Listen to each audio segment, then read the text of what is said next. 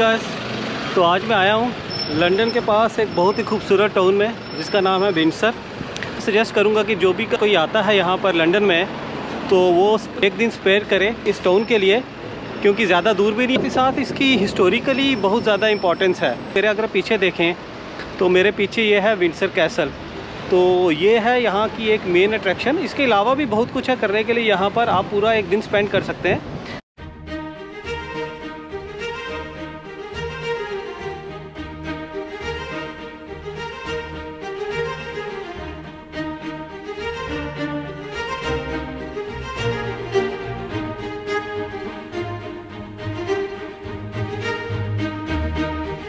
Approximately London से कुछ 25 mile इतनी दूर है, और यहाँ पर आने के लिए आप टैक्सी से भी आ सकते हैं। बोलूँगा कि अगर आप 3-4 लोग हैं तो आपको टैक्सी ज़्यादा सस्ती पड़ेगी। अप्रॉक्सीमेटली आप 30-40 पाउंड में आप आ सकते हैं। अगर आप टैक्सी में नहीं आना चाहते हैं और अगर आप अकेले हैं तो पब्लिक ट्रांसपोर्टेशन से आ सकते हैं आप लोग।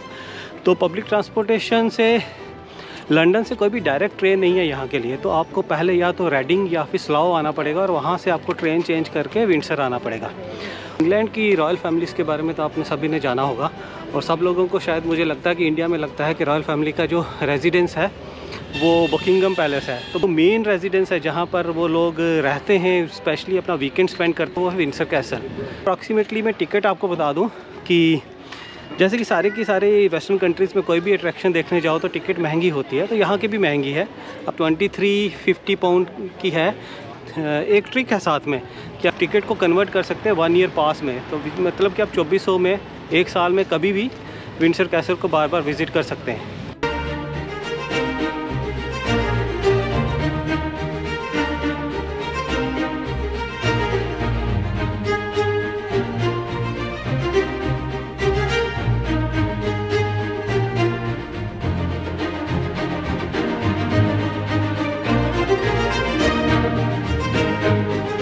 टिकट मैंने ले लिया है और उसके बाद सिक्योरिटी चेक था, ख़तरनाक सिक्योरिटी चेक। मतलब रॉयल फैमिली रहती है बट एयरपोर्ट में भी ऐसी सिक्योरिटी चेक नहीं होती होगी जितनी यहाँ पर है। कैसल काफ़ी पुराना है, 12वीं सेंचुरी में ये विलियम द कॉन्करर ने बनाया था।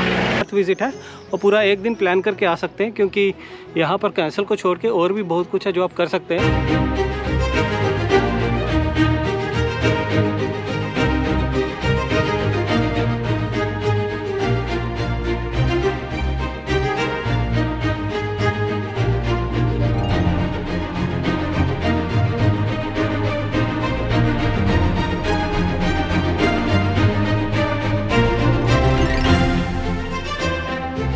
तो गाइस, थोड़ा मैं अंदर आ चुका हूँ, तो अगर आप मेरे पीछे दे सकें तो ये सेंट जॉर्ज गेट, तो ये रिस्ट्रिक्टेड एरिया है, तो काफ़ी सारा ये कैसल जो है पूरा पब्लिक के लिए ओपन नहीं है। कुछ एक रॉयल फैमिली ऑलरेडी रहती है तो वहाँ पर आप नहीं जा सकते हैं। यूके में आपको मोस्टली हर जगह पे क्या है कि फ्री में मल्टीमीडिया गाइड भी मिलती है, तो अगर आप पूरा कैसल के हर एरिया के बारे में कुछ जानना चाहते हैं तो इनका प्री लोडेड गैजेट्स होते हैं, आप ले सकते हैं और जहाँ जहाँ पे जाते हैं तो उसकी हिस्ट्री के बारे में पढ़ सकते हैं। ये एक और चीज़ मैं बताऊँ कि जो विंडसर है, थेम्स रिवर के साउथ की साइड पे, इसके नॉर्थ साइड पे टाउन है ईटन।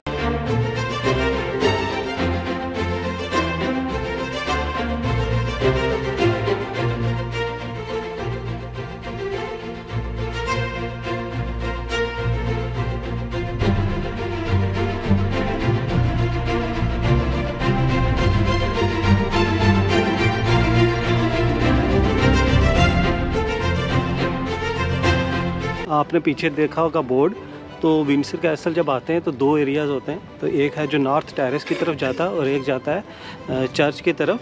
तो चर्च की तरफ से होते हुए हम बाहर की तरफ जाते हैं। जो दीवार है इसके पीछे अगर मैं अभी आपको थोड़ी देर में व्यू दिखाता हूँ, तो यहाँ से आपको खूबसूरत एक रिवर का भी व्यू दिखता है। सामने जो है आपको थेम्स रिवर दिख रही होगी, और उसके आगे जो एक कलरफुल सी बिल्डिंग दिख रही है, ये बेसिकली विंडसर का काफ़ी प्यारा सा एक रेलवे स्टेशन है। और रिवर के उस तरफ जो एरिया दिख रहा है वो है ईटन। तो गाइज़, मेरे सामने अगर आप देखें तो मैं अभी यहाँ से होके आ गया हूँ। तो ये एरिया जो रिस्ट्रिक्टेड है, यहाँ पर वीडियोग्राफी अलाउड नहीं है और ना ही फोटोग्राफी अलाउड है। तो यहाँ पर काफ़ी सारी रॉयल कलेक्शन है, ज़बरदस्त कलेक्शन है, ज़बरदस्त पेंटिंग आर्ट है ज़बरदस्त। मतलब इनकी सेना वेना का जो ये इनका वॉरियर्स के जो कपड़े वपड़े हैं, मतलब इंडिया में भी आपको काफ़ी अच्छे मिलेंगे, बट वो डिफरेंट है और ये भी डिफरेंट है। भारी भरकम कपड़े थे कि शायद कपड़ों का वेट ही 300-400 किलो होगा जब ये लड़ाई करने आते होंगे। और गाइस यहाँ पर ये इन्होंने एक तोप रखी है। तो पुराने ज़माने में अलग अलग जगहों पे लोग तोप रखते होंगे लड़ाइयाँ करने के लिए, पर तोप कुछ आपको ज़्यादा छोटी नहीं लग रही, ऐसा लग रहा है तोप की बच्ची है। तो शायद इसके पापा वापा भी कहीं हो, देखता हूँ, अगर दिखे तो मैं आपको बताऊँगा।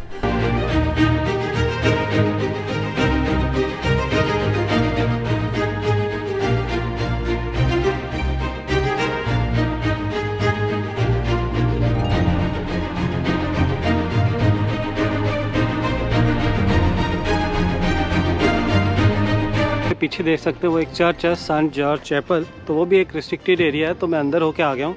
काफ़ी ज़बरदस्त चर्च है। तो ये प्राइवेट चर्च है, तो उस तरह से ग्रैंड स्केल में नहीं है, बट आर्किटेक्चरी अंदर बहुत कमाल की है। और एक खासियत है इस चर्च की कि जितने भी रॉयल फैमिलीज़ की शादियाँ होती हैं वो सारी की सारी इसी चर्च में होती हैं।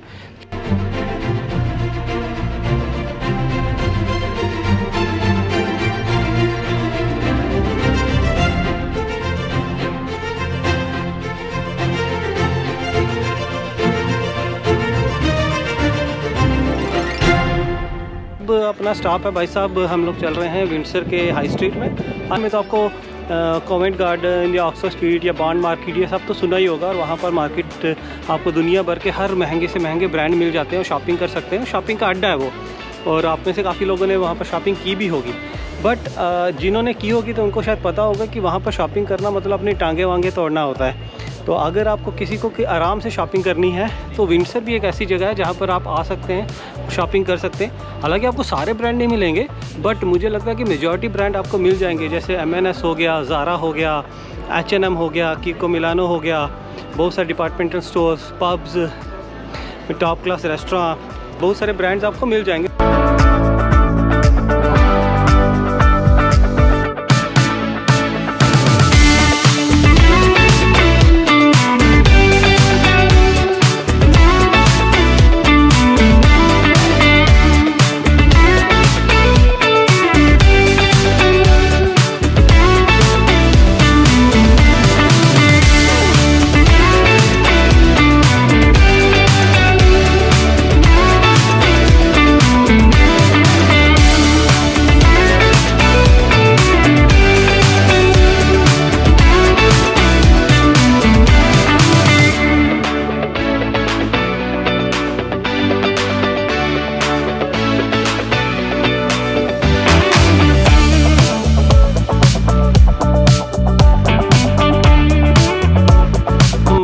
हाई स्ट्रीट में ही हूँ मैं, और मेरे पीछे आप देखेंगे तो ब्रिटिश हार्ट फाउंडेशन है। तो ये भी एक शॉप है बेसिकली। ये क्या है कि जैसे लोग ना कुछ चैरिटी वैरिटी कर देते हैं, अपना पुराना सामान देता है, तो वो उनमें से कोई भी रीयूजेबल सामान होता है तो ये चैरिटेबल ऑर्गेनाइजेशन उसको बहुत ही कम प्राइस में लोगों को। पीछे अगर आप देखेंगे तो ये रहा ज़ारा।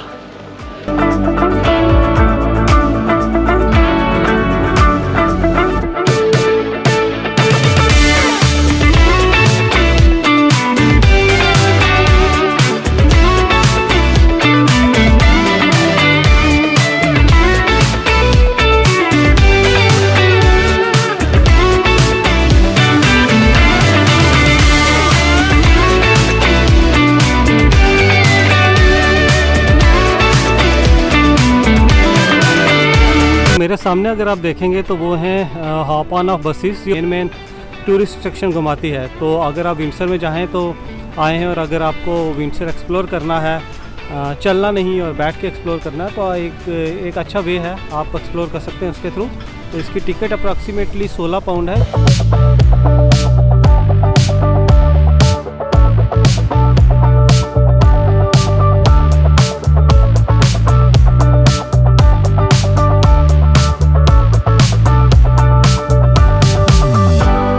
पीछे मेरे देख सकते हैं यह है थेम्स रिवर, काफ़ी खूबसूरत है। और मेरे अगर काफ़ी दूर देखेंगे तो विंडसर ब्रिज भी देखेगा, जिसके दूसरी तरफ ईटन टाउन है।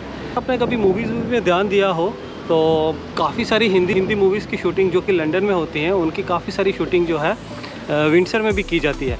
और तुसी अगर पंजाबी हो तो पंजाबी जानते हो पंजाबियाँ जो तो काफ़ी ज़्यादा मूवियाँ इतने बन चुकी हैं। एक्टिविटीज़ करने के लिए काफ़ी कुछ है। पैडल बोट कर सकते हैं रेंट करके, नहीं तो बड़ी बोट कर सकते हैं जिसकी अप्रॉक्सीमेटली कास्ट है 17 पाउंड। और अगर चाहें तो आप डक राइड भी कर सकते हैं जिसकी कॉस्ट है 23। तो डक राइड मैंने यूएस में की थी, तो मैं अगर यहाँ पर होता तो मैं आपको बताता भी हूँ कैसी दिखती है।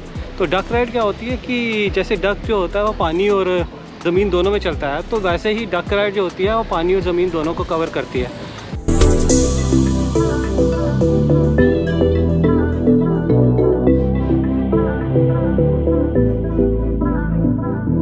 अभी मैं लंच करने आया हूँ, तो मेरे पीछे अगर देखेंगे तो मेरे को एक इंडियन रेस्टोरेंट मिल गया है। यहाँ पर एक वेज बिरयानी मंगाई है और एक कोल्ड ड्रिंक लिया है, तो जिसकी कॉस्ट है £1।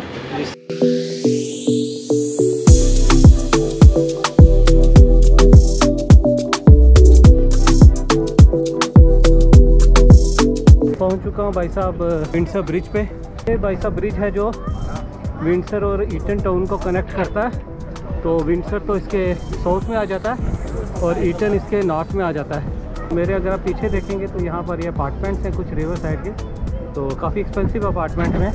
अगर यूजली अगर आप लंदन के थोड़ा 20-30 किलोमीटर दूर चले जाए तो आपको अपार्टमेंट 3 लाख 4 लाख पाउंड तक मिल जाते हैं। बट वही अपार्टमेंट विंडसर, और वो भी स्पेशली थेम्स रिवर के किनारे में अगर आएंगे तो ये अपार्टमेंट आपको 1 मिलियन पाउंड इस तरह का प्राइस में मिलेगा।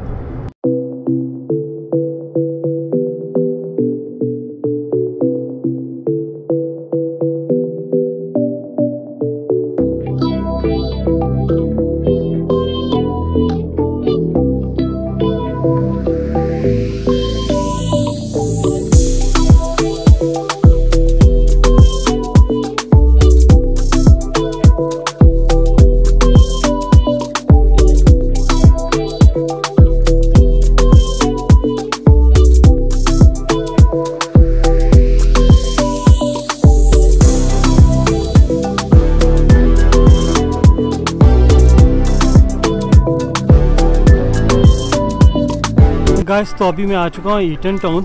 तो ये आज की मेरी लास्ट डेस्टिनेशन होगी। तो यहाँ से मैं फिर ट्रेन लेके वापस लंदन जाऊँगा। तो विंडसर और ईटन का इन्वायरमेंट है वो बहुत कूल है। लोग आपको बहुत रिलैक्स मिलेंगे और मुझे ऐसा लगता है कि शायद प्रिटेंड ऐसा होता कि जैसे इन लोगों को टेंशन वेंशन है नहीं, ज़िंदगी में खुश हैं, सब कुछ मिला हुआ है और लाइफ को एंजॉय कर रहे हैं।